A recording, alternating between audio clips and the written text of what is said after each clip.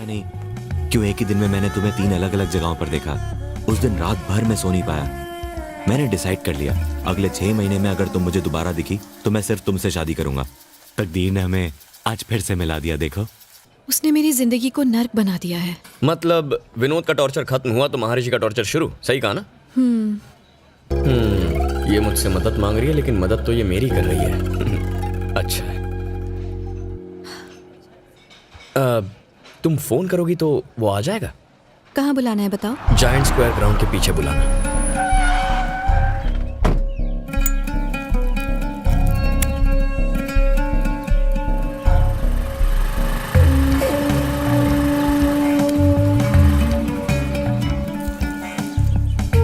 Actually मैंने यहाँ तुम्हें इसलिए बुलाया है। अगर तुमने कहा कि तुम्हारा बाप या तुम्हारा रिश्तेदार शादी के लिए तैयार नहीं है तो मेरा दिमाग खराब हो जाएगा। एक साड़ी में आना, रानी की तरह रखूंगा मैं तुम्हें। एक्चुअली से साड़ी पहनना नहीं आता बॉस। तू कौन है? मेरा फ्रेंड। ये देखो रे, हमको मारने के लिए एक लौंडा लाई है। मुझे जानता तो है ना? जानता हूँ बॉस, लेकिन पहले मैं अपना इंट्रोडक्शन दे दूं फिर बात करेंगे। क्यों, तू यहाँ का डॉन है क्या? चल जा। बस 2 मिनट लगेंगे। चल ठीक है। सौम्या, उल्टी घूम जाओ और 10 तक गिनो। पीछे पलट के मत देखना। जा।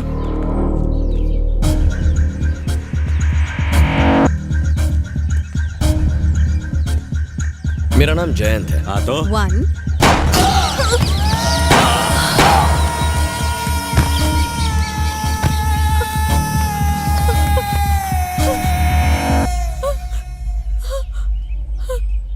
ये क्या कर दिया? मार डाला तुमने इन्हें। हाँ तो मेरी गर्लफ्रेंड को कोई सड़क छाप गुंडा तंग करेगा, मैं शांत रहूंगा क्या? मैंने इन्हें ही शांत कर दिया। अब हमारे बीच कोई नहीं आएगा। तुम भी मुझसे प्यार करते हो? Same, love at first sight. अब से याद रखो, कोई भी तुम्हें जरा भी तंग करे तो तुम्हारा फियांसे उन्हें सीधा कर देगा, ठीक है ना? क्या है यार सौम्या, तुम्हारे लिए 3 लोगों का खून कर दिया, तुम हंसोगी भी नहीं क्या? मुझसे प्यार करती हो ना? तो मुझे आई लव यू कहो ना।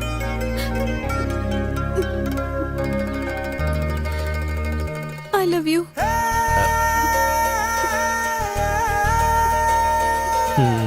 ओके, जाओ जाओ।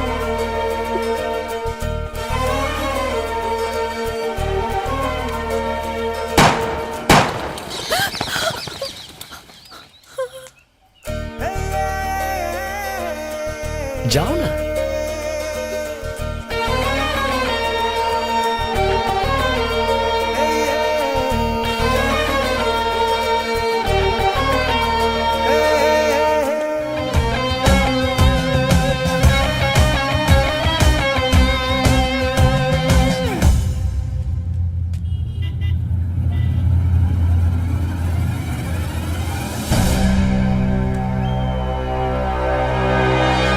ऐसे क्यों खड़े हैं जैसे राशन की दुकान में केरोसिन मिलने वाला है? सालों पुलिस वालों, मुझे सब पता है कि महर्षि को किसने मारा। भाई ये क्या कह रहे हो? हम तो आपसे सेटिंग करने आए हैं। मैंने ही ठोका है महर्षि को। ये सब कब और कैसे हुआ? और सिर्फ उसे ही नहीं, बबलू शेट्टी को भी उड़ा है और तेरे साथ भी यही करने वाला हूँ। गई जमीन हाथों से। खत्म कर दो साले को। यहाँ जमीन के साथ साथ जान के भी लाले हैं।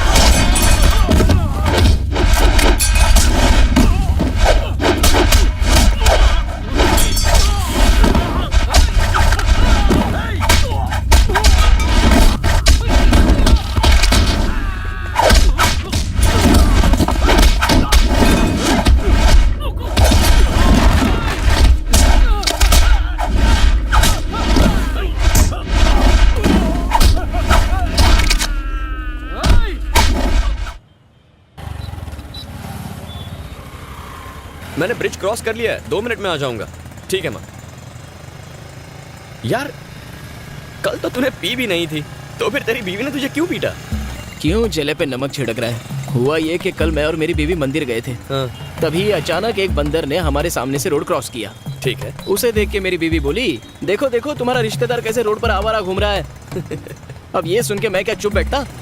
मेरी खसक गई। मैंने बोला ससुर जी पाए लागू, बस फिर क्या। अबे तू भी ना मुंह बंद नहीं रख सकता अपना। अरे अपनी भी तो प्रेस्टीज का सवाल बन चुका था यार। कैसे हो बेटा? सब ठीक है ना? मैं बिल्कुल ठीक हूँ। आ गए? हे, कैसी हो? मौसी जी, ये भैंस दिन में कितना लीटर दूध देती है? अरे बेटा, ये भैंस नहीं, ये तो गाय है। अरे मौसी जी, वो तो मैं भी जानता हूँ। मैं तो दूध निकलने वाले इस भैंसे की बात कर रहा था। इतने प्यार से मेरी तरफ ना देखो, गाय नाराज हो जाएगी। अरे दूध निकालो, नहीं तो अंदर चला जाएगा। 12वीं के बाद 5 साल तू हॉस्टल में रहा, उसके बाद के 5 साल ट्रेनिंग और नौकरी की वजह से हमसे दूर रहा। तुझे हमारी परवाह है भी या नहीं? हाँ, हमें डायबिटीज है या ब्लड प्रेशर है, हम कौन सी दवाई खाते हैं, दिन में कितनी बार खानी पड़ती है, तुझे कुछ पता होगा ही नहीं, है ना? आपका बड़ा बेटा है ना इन बातों का ख्याल रखने के लिए। हाँ हाँ, मेरा बड़ा बेटा मेरी आंखों का तारा है। तू तो सिर्फ पैसे भेजता है, पर घर की हर जिम्मेदारी चाहे छोटी हो या बड़ी, ये सेल्वम ही हमेशा उठाता है। माँ, आपके बड़े बेटे को लोग सिर्फ यहाँ जानते हैं। कभी मदुराई आकर मेरे बारे में लोगों से पूछिए, वो कहेंगे धन्य है वो माँ जिसने ऐसे संस्कारी बेटे को जन्म दिया। मेरे नाम की माला जपते हैं वहाँ। वाह, अपने मुंह मियां मिट्ठू होना कोई तुझसे सीखे। माँ, जय को कम से कम चैन से खाना तो खाने दो। अरे मेरे लिए जरा दाल लेकर आओ। सुनो, तुम मेरी बात मानो, यहीं रहो आराम से एक राजा की तरह। अरे राजा ही तो है। आजकल त्रिची में अपना साम्राज्य फैलाया हुआ है। आप इतना चौंक क्यों गए? भवानी और उसके 2 टके के गुंडों ने मदुरई में दहशत फैला के रखी थी। लोगों के नाक, कान और सर में दम करके रखा था। फिर क्या हुआ पता है? सीधा एनकाउंटर कर डाला। किसने? ये आपके भाई ने ही तो किया। आप कहाँ रहते हो उससे फर्क नहीं पड़ता, आप क्या करते हो उससे पड़ता है। आपके भाई की वजह से मदुरई के लोग टेंशन फ्री हो गए।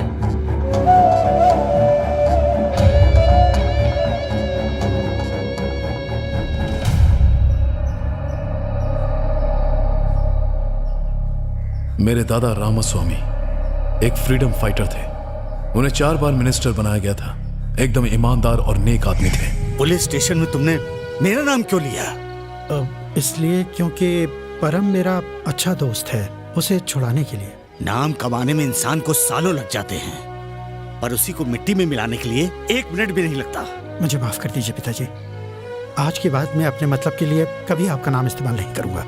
उसके बाद से मेरे पापा ने खुद को पॉलिटिक्स से दूर रखने का फैसला किया। मेरे दादा के गुजर जाने के बाद कई पॉलिटिशियंस ने मेरे पापा को उन्हें सपोर्ट करने को कहा, पर उन्होंने मना कर दिया। क्या मैं बाहर वाला हूँ जीजाजी? आपके पिताजी के बाद क्या हम में से कोई पॉलिटिक्स में नहीं जाएगा? मुझे माफ करना चिन्ना, मैंने अपने पिता से वादा किया था कि मैं पॉलिटिक्स में कभी नहीं जाऊंगा।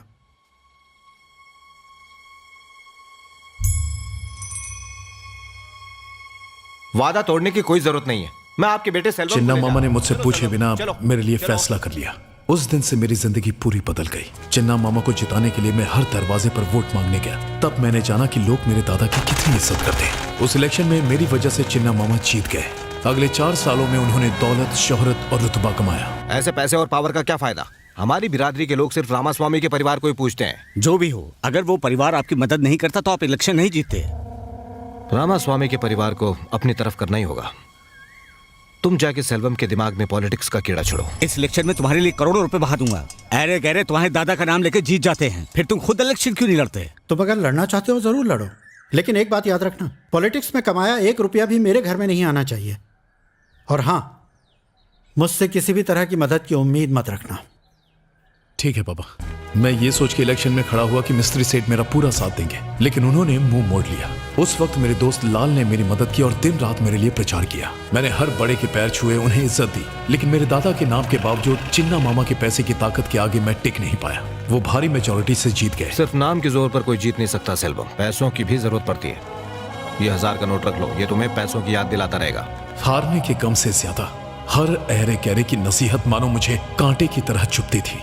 जो भी होता है अच्छे के लिए होता है सेल्वम। पॉलिटिक्स आसान चीज नहीं होती। तुम्हारी इलेक्शन हारने की वजह से मेरी सहेलियां मुझ पर हंस रही थीं। पॉलिटिक्स आप जैसे लोगों के लिए नहीं बनी है भैया। सब कह रहे हैं कि तुम्हारी हार एक तरह से रामास्वामी की हार है। अपने खानदान पर कोई कलंक ना लगे, इसीलिए मैंने कभी पॉलिटिक्स ज्वाइन नहीं की। पॉलिटिक्स में कुछ बड़ा करने की चाह ने मुझे अंदर से झकझोर दिया था। मैं हर उस इंसान को नीचा दिखाना चाहता था जिसने मुझे जली कटी सुनाई थी। पॉलिटिक्स में पैसों की अहमियत को मैं जान चुका था, इसीलिए मेरे दोस्त लाल ने मुझे भवानी से मिलवाया। हमने शहर के हर बिजनेसमैन से पैसे, इलेक्शन लड़ने के लिए हमने बिजनेसमैन से 30 करोड़ रुपए वसूल लिए थे। उसके बाद मैंने लाल को जानबूझकर चिन्ना से नजदीकियां बढ़ाने को कहा। अब मैं चिन्ना के करप्शन के सारे पैतरे अच्छे से जान गया हूँ। मैंने ठान लिया कि अब मैं मिनिस्टर बन के ही दम लूंगा। सुनिए सुनिए, आपका फोन। हेलो सेल्वम, जिस पुलिस वाले ने भवानी और उसके आदमी को मारा वो और कोई नहीं बल्कि जानता हूँ मेरा भाई है। अब हम क्या करें? उसे सिर्फ सब इंस्पेक्टर के मर्डर के बारे में पता है। कल वो त्रिची वापस जा रहा है, घबराने की कोई जरूरत नहीं है। रखता हूँ। ठीक है।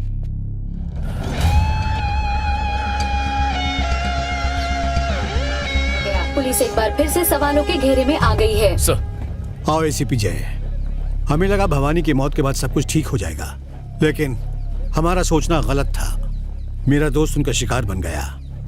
सुनो जय सर, मैं चाहता हूं तुम इस केस को ऑफिशियली हैंडल करो। Yes sir.